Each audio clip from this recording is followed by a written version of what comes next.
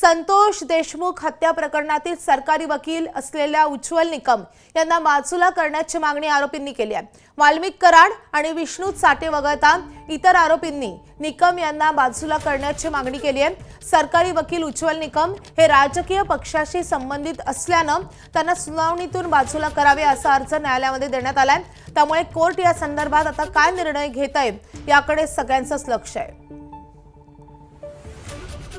तर संतोष देशमुख हत्या प्रकरणी आज या सगळ्या आरोपींवर आरोप निश्चिती होणार आहे।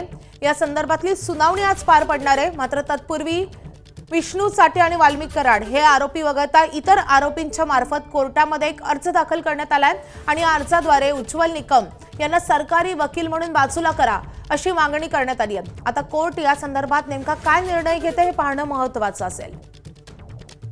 तर संतोष देशमुख हत्या प्रकरणातली अतिशय महत्त्वाची सुनावणी आज पार पडते। आज या सगळ्या आरोपींवर आरोप निश्चिती होणार आहे आणि या अनुषंगाने आजच्या कोर्टाच्या सुनावणीकडे आपले लक्ष असणारच आहे।